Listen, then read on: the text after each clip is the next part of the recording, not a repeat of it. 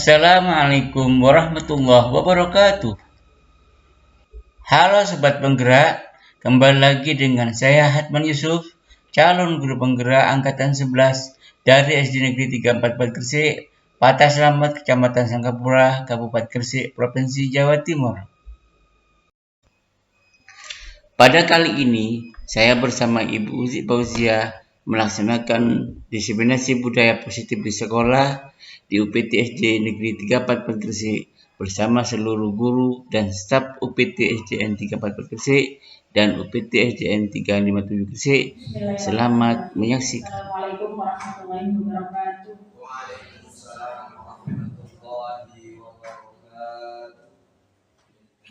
Alhamdulillahirabbil alamin, assalatu wassalamu ala asyrafil anbiya'i wal mursalin wa ala alihi wa sahbihi ajma'in. Amma ba'du.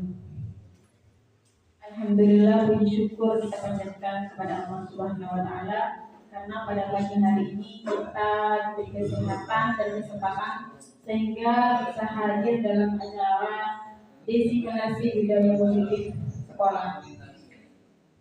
Salawat serta salam dan tercurah diberikan kepada junjungan Nabi besar Muhammad sallallahu alaihi wasallam, karena beliaulah kita berada di alam kebenaran di agama Islam.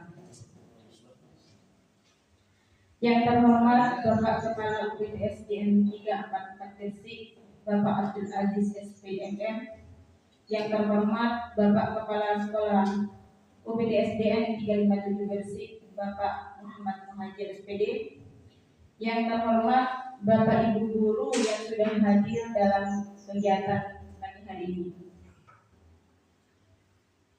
Saya akan membacakan susunan acara diseminasi calon guru penggerak Angkatan 11. Yang pertama yaitu pembukaan, yang kedua sambutan, yang ketiga cara inti yaitu diseminasi budaya positif, yang keempat penutup. Marilah kita buka acara ini dengan pembacaan buku kitab agar kegiatan ini bisa berjalan lancar dan nantinya bisa diterapkan bersama-sama di lembaga kita. Acara selanjutnya yaitu sambutan yang pertama dari Bapak Kepala UPT SDN 344 Gresik sebagai sambutan selamat datang kepada Bapak Abdul Aziz SPDM. Dipersilakan.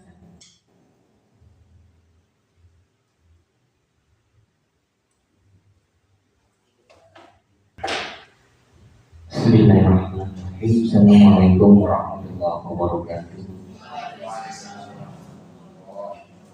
Alhamdulillah, syukurillah, alhamdulillah, alhamdulillah. Yang terhormat Bapak Muhajir selaku penanggung jawab Lembaga UPT SDN 357 Gresik, Bapak Ibu guru sekalian yang saya hormati, alhamdulillah, puji syukur kehadirat Allah Subhanahu wa taala. Pagi menjelang siang ini kita semuanya bisa berkumpul di lembaga kami di 344 Gresik. Salawat beserta takbir bersama Allah semoga tetap atas Rasulullah yang senantiasa kita rindukan syafaatnya. Bapak Ibu sekalian yang saya hormati, pertama saya mengucapkan selamat datang khususnya ke Pak Muhajir dan Bapak Ibu guru sekalian di lembaga kami UPT SD Negeri 344 Gresik. Lembaga ini cukup ke arah pegunungan, suasananya sejuk walaupun memang cuaca pada pagi hari ini sudah siang dan cukup panas. Nah, Bapak Ibu sekalian, kemudian saya mengucapkan mohon maaf yang sebesar-besarnya apabila dalam kegiatan ini banyak hal-hal yang kurang berkenan, kurang pas di hati Bapak Ibu sekalian, baik itu dari tempat yang kami sediakan. Mungkin nantinya ada sedikit jajan yang bisa Bapak Ibu nikmati sambil kita mengikuti kegiatan ini. Kurang berkenan, saya mohon maaf yang sebesar-besarnya. Selanjutnya saya ucapkan terima kasih ke Pak Atman, ke Bu Uzi Fauzia. Memang beberapa waktu yang lalu Pak Atman menyampaikan kepada saya tentang adanya kewajiban untuk melakukan diseminasi. Kalau saya melihat tahun yang lalu katanya Bu Ida, ini masih ada 2 kegiatan diseminasi kembali. Nah, oleh karena itu kemarin saya komunikasi dengan beliau, dengan Pak Muhajir, Pak, gimana kalau diseminasi itu kita laksanakan 2 lembaga jadi 1. Pematerinya Bu Uzi dan Pak Atman, jadi insya Allah akan lebih semarak, akan lebih enak kita laksanakan. Nah, Bapak Ibu sekalian yang saya hormati, jadi kegiatan-kegiatan seperti ini insya Allah akan sangat positif, dan tentunya saya berharap nantinya Bapak Ibu sekalian yang masih sangat muda-muda, masih bawahan, yang ada juga yang lain bisa mengikuti jejak Bu Uzi, Pak Atman, sehingga dalam rangka upaya peningkatan kompetensi kita masing-masing. Nah, ini yang bisa saya sampaikan Bapak Ibu. Sekali lagi saya ucapkan selamat datang dan mohon maaf atas segala ketidaksempurnaan kegiatan pada siang, pada pagi menjelang siang ini. Saya akhiri. Assalamualaikum warahmatullahi wabarakatuh. Terima kasih kepada Bapak Kepala Sekolah PTSDN 357 Gresik, Bapak Muhammad Muhajir. Untuk acara selanjutnya yaitu kegiatan inti diseminasi budaya positif. Sebelumnya perkenalan dulu ya Bapak Ibu ya. Jadi mungkin dari lembaga saya sudah kenal semua, atau mungkin dari lembaganya Pak Atman juga ada beberapa yang sudah kenal. Jadi nama saya adalah Uzi Fauzia. Saya aslinya dari Kebudaya khususnya. Nah, saya mengajar di UPTSDN 357 Gresik. Sekarang ini saya dalam program pendidikan di calon guru penggerak angkatan 11. Tugas ini sekarang sudah sampai 1.4, yaitu diseminasi budaya positif. Nah, sebelum kita ke materi, yang pertama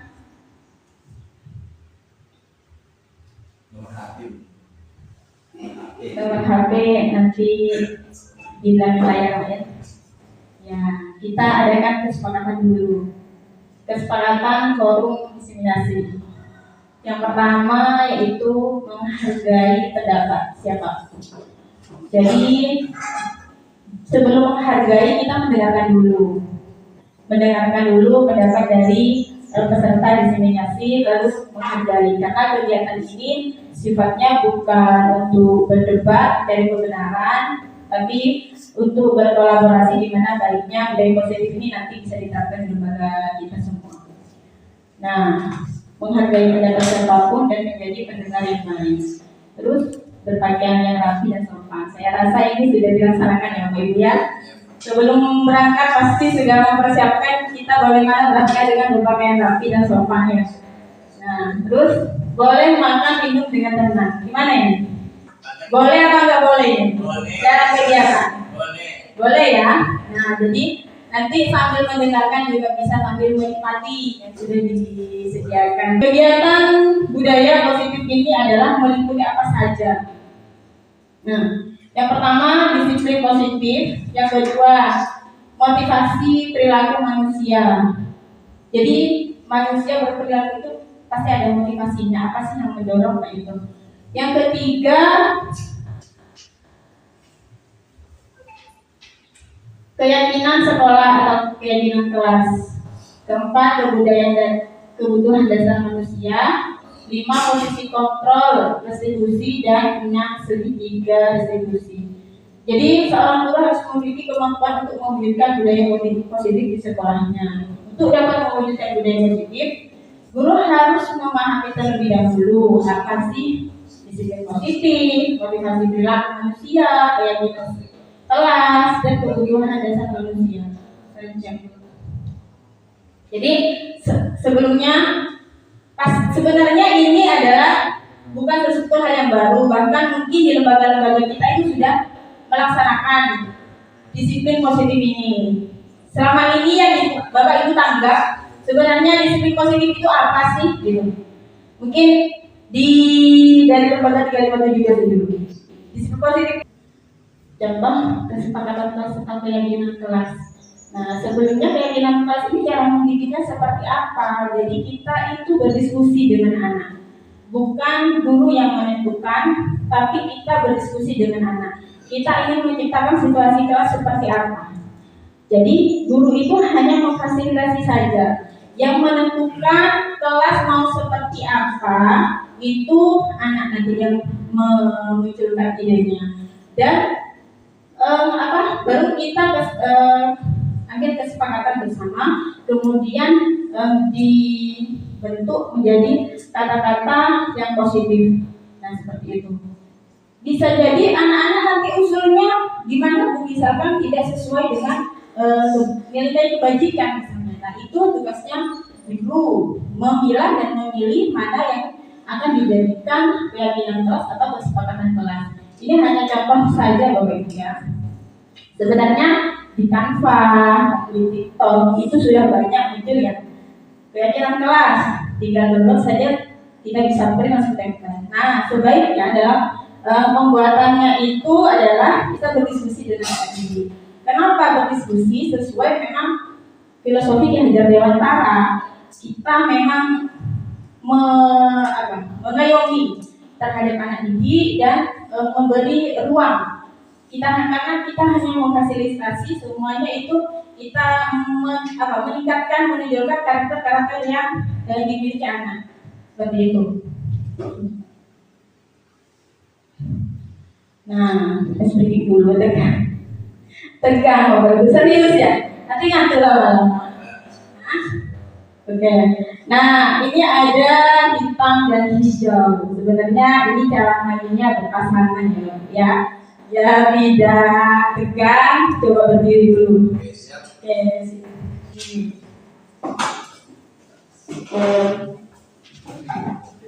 Caranya adalah yang sebelah kanan itu baris sebelah kanan itu hijau, sebelah kiri hitam.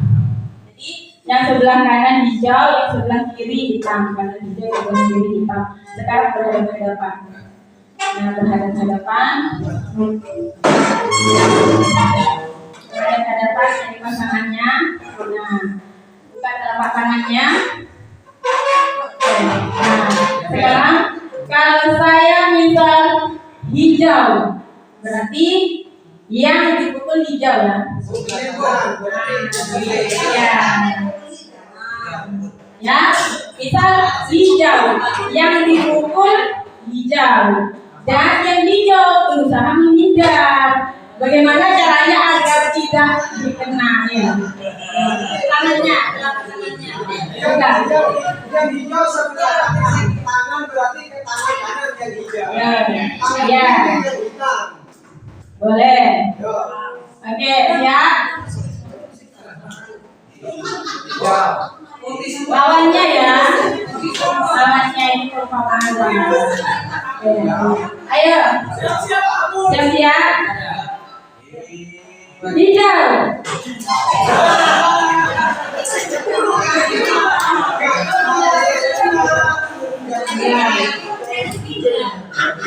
Oke, lagi bagus. Ya, sakit. Ayo berusaha menghindar. Fokus. Lanjut. Fokus. Buka tangannya. Ya, buka tangannya. Hijau.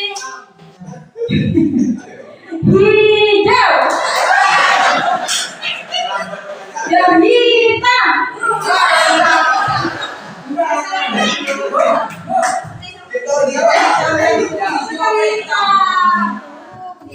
Ya, kalau ibu sebut hijau berarti yang pukul hijau.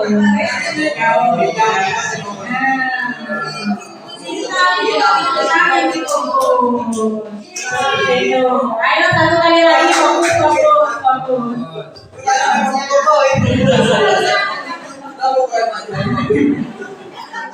Ayo.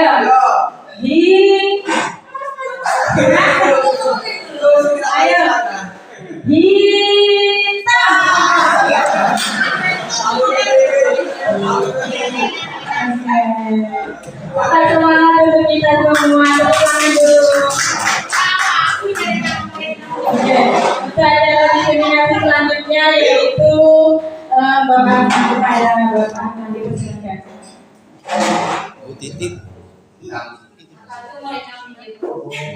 Masih mana dulu ya? Masih mana dulu? Baik, assalamualaikum warahmatullahi wabarakatuh. Bismillahirrahmanirrahim. Alhamdulillahirrahmanirrahim. Sayyidina wa maulana Muhammadin wa ala alihi wa sahbihi. Nama betul. Rabbi syrah li sadri wa yassir li amri wa hlul 'uqdatam min lisani yafqahu qawli. Yang menghormati Kepala UPT 3 Persekusi Bapak Abdul yang kami hormati Bapak UPT SDN 357 Bapak Muhajir, yang kami hormati seluruh anggota seluruh serta pembahasan disiplinasi budaya positif yang berbahagia. Langsung saja tanpa mukadimah saya untuk banyak puji yang telah mendahului untuk memberikan mukadimah. Baik Bapak Ibu yang hormati, tanpa perkenalan karena di depan sudah ada layar yang sudah terpampang sempurna. Iya, baik, nama saya Abdul Yusuf, mungkin dulu kenal ya. Saya dari Tambak, Tambidung, Sukoning. Saya berangkat dari sana mulai tahun 2005 dan tinggal ataupun berada di Menara setelah mengikuti KKN di Sitradasati Gresik. Kemudian tahun 2006 saya kantor dan ikut CPNS Alhamdulillah berhasil. Sekarang sudah di sini sekitar 18 tahun sampai 12 tahun. Baik Ibu, pada kesempatan ini saya akan melanjutkan apa yang telah disampaikan oleh Bu tadi. Kalau Budi pada disiplin positif, kemudian motivasi perilaku manusia, kemudian keyakinan sekolah atau kelas. Kami diberi materi pada poin yang keempat dan 6 kebutuhan dasar manusia, kemudian posisi kontrol resolusi, dan yang ketiga resolusi. Bahasa ini memang kadang-kadang jarang kita kenal Bu ya, jarang kita kenal. Dan ketika kami kuliah materi ini tidak ada. Tapi saat ikut guru penggerak, saya baru bilang ini ya. Baik, kebutuhan dasar manusia. Seseorang guru harus memiliki kemampuan untuk memberikan budaya positif di sekolah. Untuk dapat memberikan budaya positif tersebut, guru haruslah memahami terlebih dahulu tentang 6 poin yang telah ada ini. Kemudian selanjutnya kebutuhan dasar manusia. Bapak Ibu, kebutuhan dasar manusia tentu ini adalah sesuatu yang harus dimiliki oleh seorang. Ya, kita tahu kebutuhan dasar manusia adalah 1. Bertahan hidup, 2. kasih sayang dan rasa terima, yang ketiga penguasaan, kemudian keempat kebebasan, dan yang kelima adalah kesenangan. Ini poin adalah terkait dengan kebutuhan dasar manusia. Kira-kira Pak Lehan, kebutuhan dasar manusia apa sih? Andaikan ini memang kita yang harus melakukannya. Coba kalau UI sama Ibu selaku manusia yang kebutuhan apa itu? Coba Bu. Itu. Ya, coba Ibu coba Ibu dulu. Yang dimaksudkan Ibu selaku manusia apa saja? Terima kasih.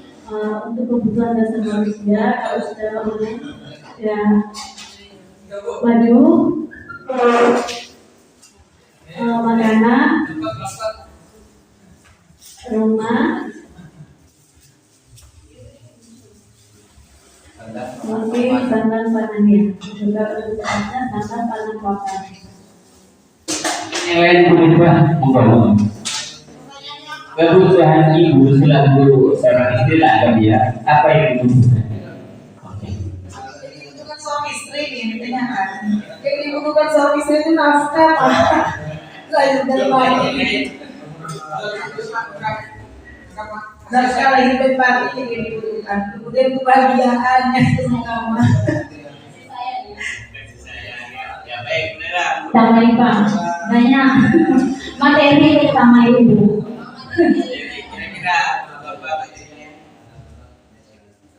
Merah, kuning. Tambahin lagi Bu. Tambahin Bu. Biologis ya. Bukan kira-kira mobil, motor, beli kapal terbang. Saya kebutuhan dasar manusia itu kasih sayang, materi apa? Nafkah, kesenangan. Tepuk tangan dulu untuk semuanya. Baik. Ya.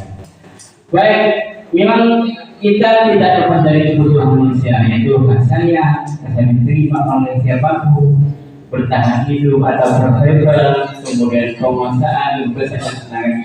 Itu semua adalah kebutuhan setiap orang. Begitu juga anak. Ketika kita mengajar, anak butuh apa? Butuh diberikan kasih sayang. Anak butuh ditangani masalahnya. Itu adalah kebutuhan manusia. Ya. Beberapa item yang disampaikan sungguh luar biasa. Ini kebutuhan dasar manusia. Akan tetapi kalau menurut saya, ini kan artinya bukan paten seperti itu ya Pak. Ini yang tidak ada kalau memang ini bisa dimasukkan adalah tentang kepercayaan. Karena kalau tidak ada kepercayaan, rasa kasih sayang sudah tidak ada. Kalau rasa kasih sayang sudah diletakkan di awal, banyak perselingkuhan. Jadi kalau menurut saya itu ini yang pertama. Yang kedua, saling menghargai itu penting banget. Antara contoh kecil di antara keluarga, satu keluarga, ketika kita kasih sayang itu ada saling menghargai kepada istri, istri semakin sayang kepada saya. Dan sebaliknya. Terima kasih. Tepuk tangan kepada paduan. Iya, baik. Apa yang telah Ibu sampaikan benar semua itu. Bahwa kasih sayang, kemudian apa tadi, kepercayaan dan sebagainya itu dibutuhkan. Begitu juga dengan murid Bapak. Karena itu Bapak Ibu harus mengetahui karakter masing-masing. Apa yang disenangi, apa yang dibutuhkan oleh anak. Itu yang diharapkan dalam kesempatan. Jadi anak-anak diketahui secara karakteristik secara pribadi oleh kita masing-masing. Jika kita mengetahui apa kebutuhan anak. Ini sebuah contoh kasus ketika seorang murid Ibu Titin ya, ini ada Ibu Titin. Tapi saya tidak akan cerita Bu Titin, biarkan yang lainnya. Waktu kelas 3, dia menjadi kelas 3, yang sedang bingung menghadapi ulah anak. Ada sebuah anak namanya. Ya. Kemudian salah satu murid di kelasnya, beberapa anak telah mengeluhkan masalahnya, di mana ia seringkali meminta bekal makan siang dengan paksa. Poinnya meminta bekal makan siang dengan paksa. Jika Anda menghadapi situasi seperti itu, apa yang Anda akan lakukan? Menurut Anda, kira-kira apa alasan Anda melakukan hal itu? Kira-kira kalau ibu punya anak seperti itu, kira-kira mau diapakan anak itu? Loh. Yang lain coba tahu ini. Maksudnya anak yang meminta bekal makan siang dengan paksa. Kira-kira apa? Ya, terima kasih. Menurut saya kalau masalah seperti itu, yang satu intinya adalah anak itu jarang perlukan pendekatan. Jadi pertama itu kan anak itu kan bagusnya itu ada dua. Jadi tadi kebutuhan sebenarnya dibagi dua. Yang pertama itu kebutuhan jasmani, yang kedua adalah rohani, itu sudah mampu cukup. Hanya beda barat saja. Jadi anak itu kita akan melihat dari sisi jiwa termasuk, kemudian dalam sisi jasmani atau kebutuhan yang sifatnya dengan nyata, dan itu adalah harus kita rangkul dan kita bina. Ketika anak melakukan kesalahan itu bukan justru kita memarah kemudian mengikutnya, apalagi kita mendukung yang berlebihan, kita itu merangkul dan kita nasihati bahwasanya itu perbuatan yang tidak baik seperti itu. Ya mungkin hanya itu. Baik, terima kasih Bapak. Baik berhubungan dulunya. Baik, anak itu nakal ya, meminta bekal dari temannya dari jalan bangsa. Ini alasannya satu, karena lapar dan orang tuanya tidak membawakannya bekal, maka siang makan siang, maka kebutuhan dasar itu yang berusaha dipenuhi oleh anak adalah kebutuhan untuk bertahan hidup atau survival. Jadi anak ini bisa menjadi nakal karena orang tuanya tidak memberikan bekal untuk anak ke sekolah. Oleh karena itu dia berbuat nakal atau melanggar aturan-aturan yang telah disepakati dalam kekuatan. Ada alasan yang kedua, ya, karena ia melanggar aturan-aturan, karena dia telah gagal di dalam memenuhi kebutuhan dasar. Oleh karena itu, maka alasan yang ketiga, anak itu jadi takut teman-temannya itu jadi takut Pak.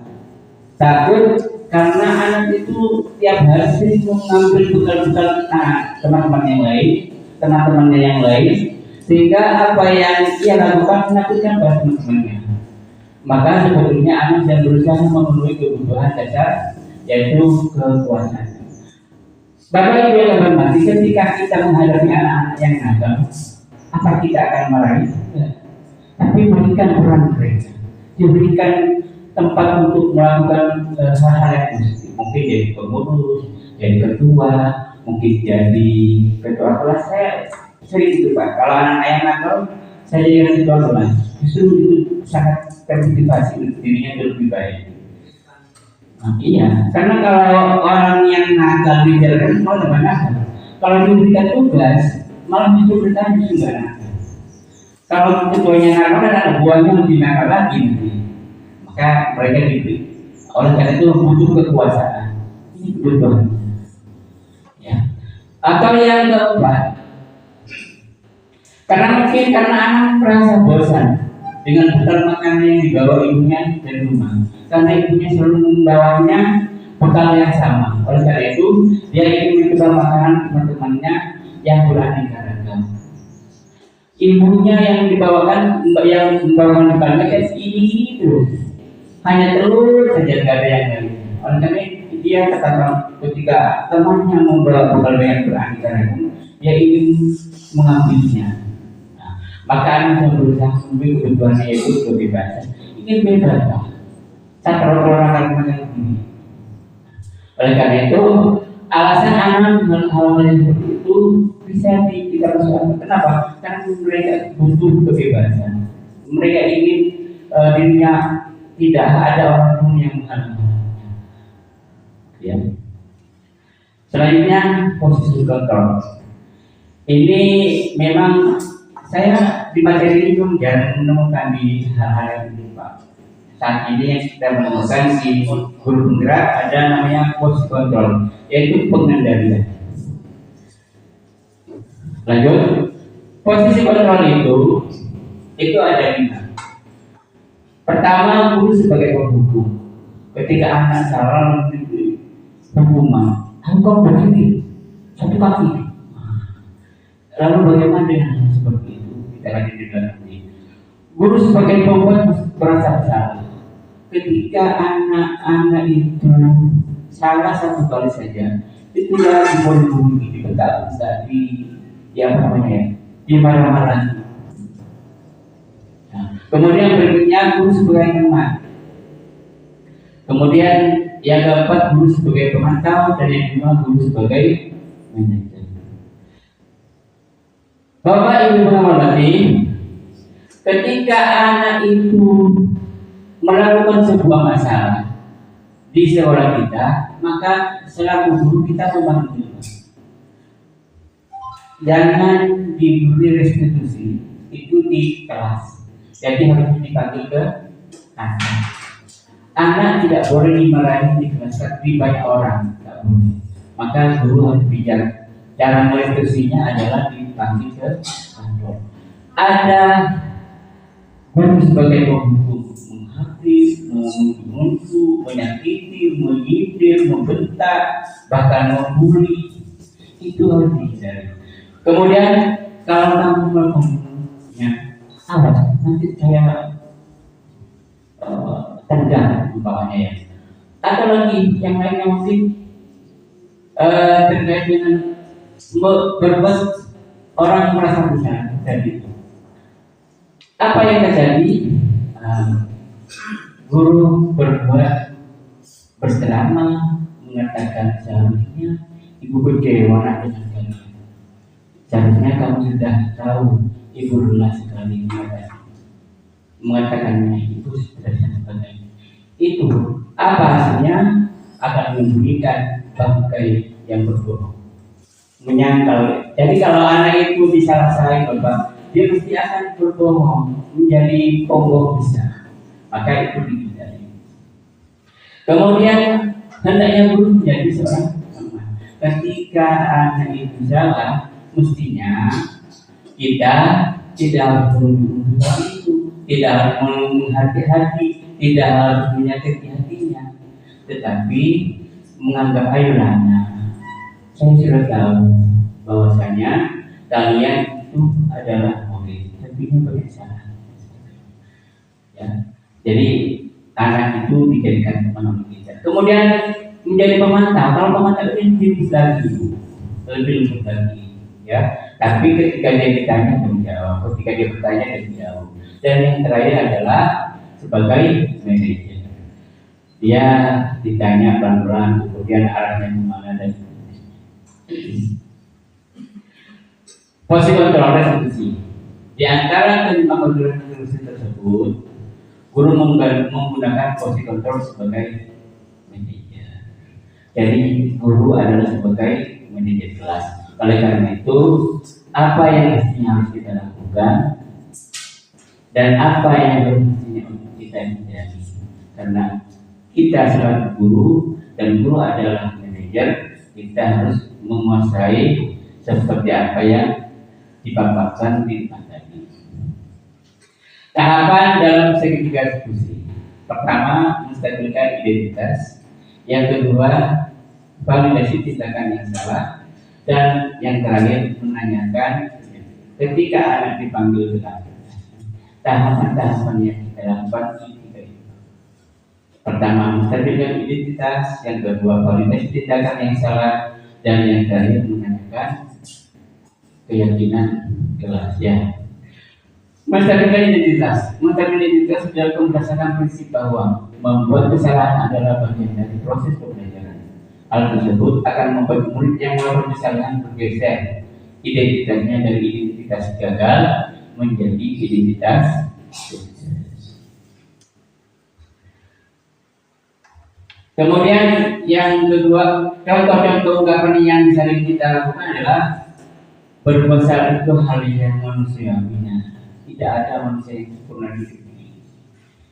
Jadi menurut ibu, menurut bapak, semestinya hari ini yang bisa melakukan. Atau bapak ibu tidak tertarik mencari tahu siapa yang benar dan siapa yang salah. Tapi lebih tertarik untuk menyelesaikan masalah yang ada. Di anak-anak tidak minta, tidak harus ditakut-takuti, tapi malah ayo rayu-rayu yang mana. Kemudian validasi tindakan. Apa yang harus dilakukan? Pasti kamu punya alasan. Kenapa itu kamu lakukan? Kamu boleh kita berusaha menjaga sikap itu, tapi tanpa sikap lain yang lebih baik. Atau apa dan seterusnya. Banyak hal-hal yang bisa kita lakukan. Divalidasi kesalahan. Mestinya kamu begini. Hal itu nggak bawa ini kamu lakukan. Ya. Kemudian ketika anak telah diambil hatinya, mereka merasa senang. Mereka apa yang dia lakukan seakan-akan tidak salah. Bukan artinya kita membenarkan kesalahannya, tapi kita mencoba supaya anak-anak apa yang kita lakukan mereka lakukan adalah tidak terlalu dianggap salah, supaya tidak terlalu dianggap salah. Maka diambillah sebuah keyakinan. Nah, kemarin kita kan telah membuat keyakinan kelas. Nilai apa yang kita percayai ketika keyakinan kita itu. Harapannya apa? Anak mengungkapkan apa yang menjadi keyakinannya. Kita kan sudah memperkatakan, umpamanya masalahnya anak buang sampah sembarangan. Kan kemudian sudah ada kesepakatan tidak boleh sampah sembarangan. Nah, hal itu kita ungkapkan apa keyakinan kita yang belum kita lakukan, sehingga anak dijawab sendirinya. Kalau itu kasusnya ya boleh saja ya dibuang pada. Tapi mungkin masalah-masalah yang lain banyak. Hal itulah yang mungkin anak akan mengungkapkan seluruh masalah-masalah yang ada di pada dirinya, dan anak tidak merasa tertekan karena memang anak diberikan apresiasi oleh kita selaku guru dengan gaya-gaya yang guru.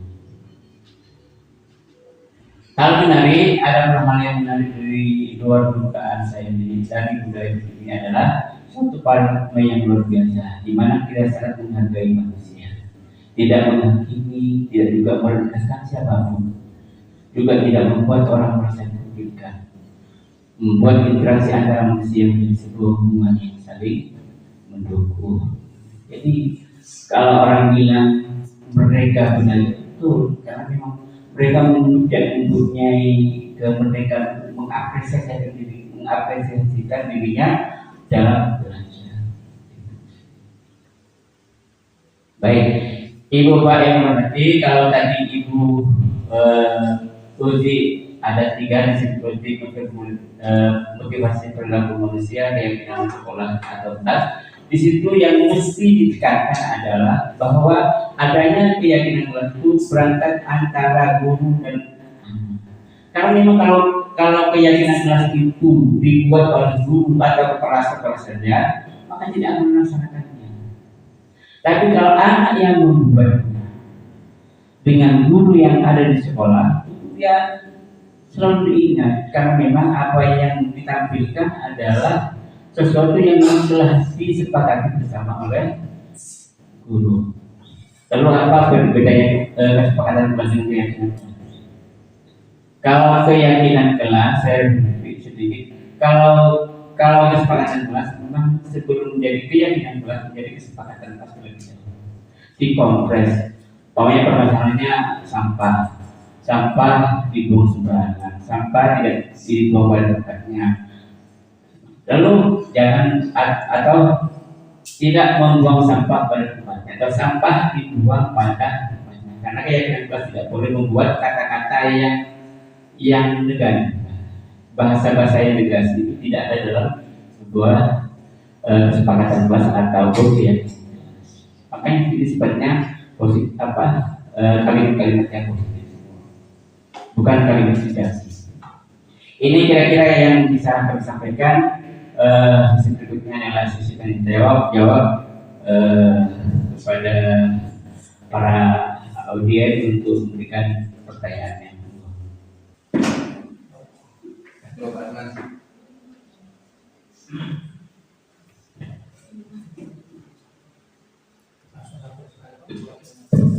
Terima kasih atas waktunya. Terima kasih sekolah yang saya hormati kedua-duanya dan seluruh guru. Ini sungguh sangat menarik setelah kami mendengarkan, insya Allah menambah keilmuan bagi kami secara pribadi, Pak Ahmad dan Bu Uzi. Mudah-mudahan apa yang disampaikan kepala sekolah nanti menjadi motivasi untuk menjadi guru penggerak, dan insya Allah penyampaian Pak Ahmad luar biasa, Pak. Saya sudah lama berteman dengan Pak Ahmad, tapi sekarang logik yang disampaikan tajwidnya luar biasa. Akan tetapi tadi dengan bahasa ini sebagai masukan yang selaku kita manajer atau guru di sekolah untuk mengetahui di undang-undang mencerdaskan kehidupan bangsa dan lain sebagainya. Dari hal yang ditemukan tadi ada kalimat yang pertama nakal. Anak nakal itu yang menjadi ganjang bagi saya sebagai seorang guru. Apakah itu bisa nanti diambil untuk lebih kata yang positif, mungkin hiperaktif ataupun yang bagaimana, mungkin kalau memang di situ ada hukumnya memang harus nakal seperti itu, mungkin. Tapi yang salah ini yang kedua, dari penemuan contoh tadi di sekolah ini Pak, diakui tidak, ini agak panjang Pak yang rekomendasinya dulu. Ini kan tergantung dari lingkungan Pak. Mungkin kalau di sini disampaikan sampai enak, tapi saya punya siswa, tapi tidak usah sebutkan ya. Setelah disampaikan pendekatan ini, seakan-akan Pak kita yang sebagai guru menjadi teman. Seakan-akan sekarang ini sudah diginikan sama. Mungkin pola saya salah ini Pak ya, perlu dilurus. Lama kelamaan keluar hadis itu Pak, dan mampu dengan yang seakan-akan tidak keras dikeraskan. Akhirnya ada perubahan. Setelah ada yang keras, ternyata Pak, pendekatan itu sangat kita perlukan, bukan hanya di sekolah tetapi di keluarga. Itu di keluarga juga penting. Ini kan tadi hanya global di sekolah saja. Itu contohnya punya anak saya itu di sekolah itu ada anak yang berhubung antara dua ibunya itu berpisah juga. Jadi ini takutnya terjadi. Bagaimana solusi itu ke depan? Apakah memang itu harus memang haknya dari guru penggerak seperti itu, sahnya dan hukumnya? Ya kami sudah melaksanakan, akan tetapi tidak secara tertulis. Mohon juga ini nanti dikasih masukan Pak ya. Mungkin hanya di pendekatan di sekolah saja Pak, untuk di rumah. Karena tadi materinya tidak sampai ke mana yang ke situ. Apakah nanti ada keberlanjutannya, kami tunggu. Nah, yang kedua Pak, boleh ya Pak ya? Ini dari Bu Uzi tadi, ada budaya positif di sekolah. Tujuannya saya catat Pak, Pak, untuk menumbuh kembangkan motivasi intrinsik warga sekolah, yaitu motivasi. Jadi pertanyaan kami secara pribadi, kita membudayakan positif kepada anak. Ini apakah yang pertama kalimat tanggung jawab kita sebagai manajer tadi, guru itu harus mengetahui apa sih sifat positif yang dimiliki seorang guru. Kadang-kala Pak kita itu mengajari kepada anak, kadang-kala hanya tahu bahwa sikap positif itu ini, tetapi tidak mengontrol diri sebagai guru, sehingga anak itu mengikuti secara tidak sadar. Mohon Bapak juga dikasih penguatan kami sebagai guru. Mungkin ada hadis seperti apa yang disampaikan dalam kurikulum Merdeka dan Belajar Merdeka ini sebagai oleh-oleh kami secara pribadi. Terima kasih, itu saja Pak Arman. Assalamualaikum warahmatullahi wabarakatuh. Waalaikumsalam warahmatullahi wabarakatuh. Terima kasih semuanya Ibu-ibu. Syukur baik, syukur untuk dan syukur sempurna. Baik, saya mulai dari kata nakal. Bapak Ibu yang hormati, memang yang perlu kita cari adalah kata negasi, kata jangan.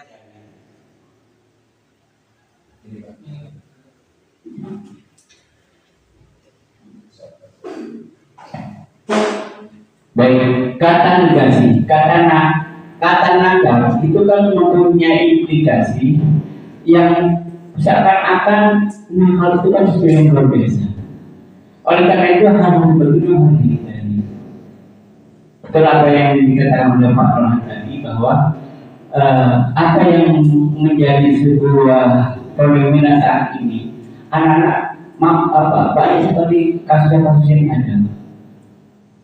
Dengan adanya anak-anak semua Pak, nonton video porno sudah biasa, luar biasa. Dan saya sering melihat, bukan melihat sih, dikasih tahu oleh anak yang lain bahwa si perempuan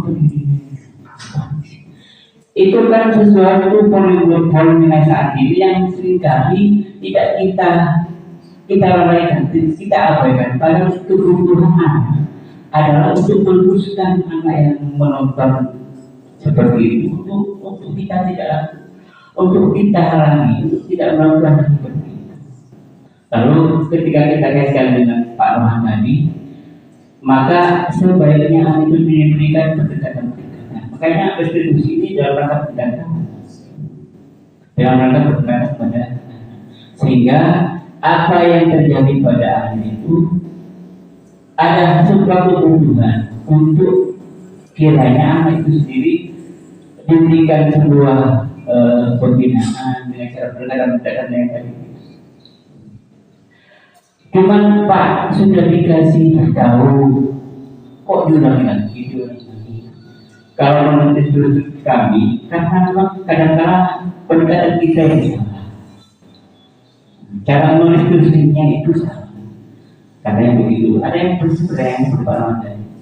Jadi pendekatan kita kepada anak, restitusi kita kepada anak itu kurang benar, sehingga tidak begitu menjadi obat bagi anak.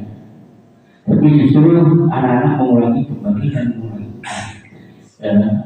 Kemudian yang kedua terkait dengan jadi masalah di sekolah, betul Pak. Mungkin belum mengerti kemungkinan Pak, tidak biasa.